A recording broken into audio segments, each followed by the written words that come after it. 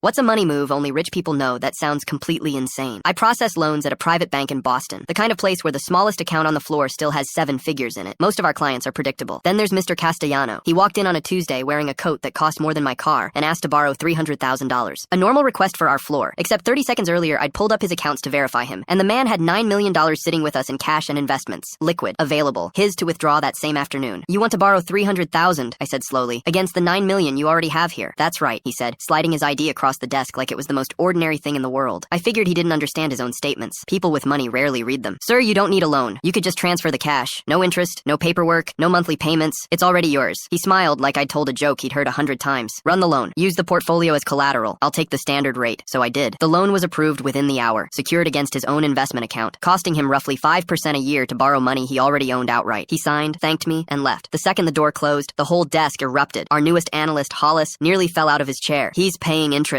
he wheezed, to borrow his own money. That's the dumbest thing I've ever seen a rich guy do. Even Mr. Reyes, our branch head, came out of his glass office to hear it. By lunch, half the floor was calling him the man who rents his own cash. It became a running joke for weeks. Anytime a client made a reasonable request, someone would mutter, or he could just Castellano it and pay interest on his savings. We were all certain we'd watched a millionaire embarrass himself in real time. Then he came back, and he did it again. Another loan, this time $500,000, against the same portfolio. Hollis practically sprinted to my desk afterward. He did it again. Does he not know we'd just hand him his money? The third time, Mr. Reyes decided to step in personally. He's the type who thinks a problem isn't solved until he's the one who solved it. He walked Mr. Castellano into a conference room to review his options, really to explain, slowly and kindly, that he was bleeding money for no reason. I watched through the glass. Reyes was drawing little diagrams on a notepad. Castellano just sipped his coffee, completely unbothered. 20 minutes later, Reyes came out pale. He didn't say a word to any of us. He walked back into his office and quietly shut the door. It was Castellano who finally explained it on his way out, because I think he could tell I was the only one still curious, instead of